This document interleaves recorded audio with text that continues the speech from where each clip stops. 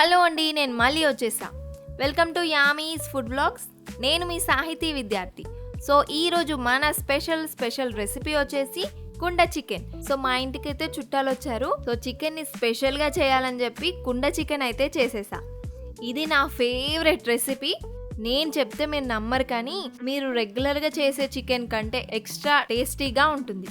అలాగే హెల్త్కి కూడా చాలా మంచిది, ఎందుకంటే కుండలో చేస్తున్నాం కాబట్టి. టేస్ట్ అయితే చెప్పనవసరం లేదు, అంత బాగుంటుంది. సో లేట్ చేయకుండా చేయడం అయితే స్టార్ట్ చేసిద్దాం. మీరు ఇప్పటివరకు మా ఛానల్ని సబ్స్క్రైబ్ కనుక చేయనట్లయితే ప్లీజ్ వెంటనే సబ్స్క్రైబ్ చేసుకోండి. అలాగే పక్కనే ఉన్న బెల్ ఐకాన్ని క్లిక్ చేసేయండి. ముందుగా 1/2 kg చికెన్ని తీసుకొని ఈ చికెన్ని వాష్ చేసేసి పక్కన పెట్టేసుకున్నాను. సో చికెన్ పీసెస్ అనేవి ఈ సైజులో ఉండేలా కట్ చేయించాను. ఇప్పుడు ఈ చికెన్ని ఒక మిక్సింగ్ బౌల్లో వేసేసి రుచికి సరిపోయేంత సాల్ట్ని వేసుకోవాలి. అలాగే 3 టేబుల్ స్పూన్ కారాన్ని వేసుకుందాం. కారం సరిపోదు అనిపిస్తే ఇంకొద్దిగా యాడ్ చేసుకోండి. అలాగే 1/2 టీ స్పూన్ పసుపును వేసుకుందాం. పసుపును వేసిన తర్వాత 1 టీ స్పూన్ వరకు అల్లం వెల్లుల్లి పేస్ట్ని వేసుకోవాలి. అలాగే 1 టీ స్పూన్ ధనియా powder, 1/2 teaspoon garam masala, అలాగే హోమ్ మేడ్ చికెన్ మసాలాని యాడ్ చేసుకోవాలి. మీ దగ్గర ఒకవేళ ఇంట్లో ప్రిపేర్ చేసిన చికెన్ మసాలా ఉంటే యాడ్ చేసుకోండి, లేదంటే మామూలు చికెన్ మసాలా ఉంటుంది కదా బయట, అదైనా వేసుకోవచ్చు. అలాగే ఇందులోకి 1 టేబుల్ స్పూన్ పెరుగును యాడ్ చేసుకోవాలి. పెరుగును యాడ్ చేయడం వల్ల గ్రేవీ వస్తుంది. చిటికెడు క్రష్ చేసుకున్న మార్వాడి మెంతిని వేసుకుంటున్నాను. చివరిగా ఇందులోకి 1 టీ స్పూన్ ఆయిల్ని వేసేసి అంతా కలిసేలా బాగా మిక్స్ చేసుకోవాలి. స్పైసెస్ అన్నీ కూడా పీసెస్కి బాగా పట్టే విధంగా కలుపుకోవాలి. ఇలా కలుపుకున్న తర్వాత కొద్దిసేపు పక్కన పెట్టేసుకుందాము. అంటే 1/2 అవర్ పాటు మ్యారినేట్ చేసుకోవాలి. మనం కుండలో చికెన్ని చేస్తున్నాం కాబట్టి 1/2 kg చికెన్ పట్టేంత చిన్న కుండనైతే తీసుకొచ్చాను. ఈ కుండలో అయితే 1/2 kg చికెన్ పర్ఫెక్ట్గా సరిపోతుంది. చాలా బాగుంది కదా.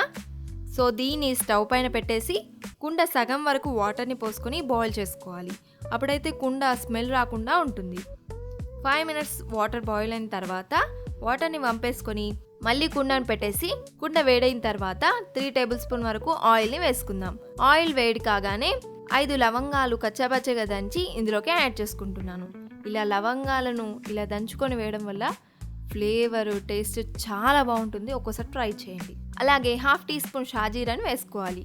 2 పచ్చిమిర్చిని సన్నగా పొడుగ్గా కట్ చేసి యాడ్ చేసుకోండి. అలాగే 2 మీడియం సైజ్ ఆనియన్స్ని మనకు వీలైనంత సన్నగా కట్ చేసి వేసుకోవాలి.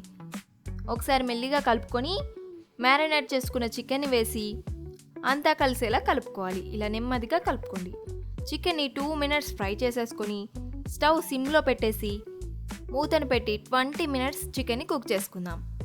20 minutes తర్వాత ఒక 5 minutes అలా వదిలేసేయండి. 5 minutes తర్వాత ఓపెన్ చేసి చూస్తే చికెన్ సాఫ్ట్గా కుక్ అయిపోయింది. చూడండి ఎంత సాఫ్ట్గా కుక్ అయిందో.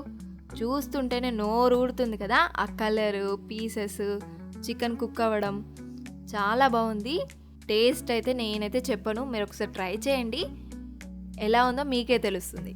సో ఈ వీడియో మీకు నచ్చినట్లయితే వీడియోని లైక్ చేసి మీ ఫ్రెండ్స్కి, రిలేటివ్స్కి షేర్ చేసేయండి.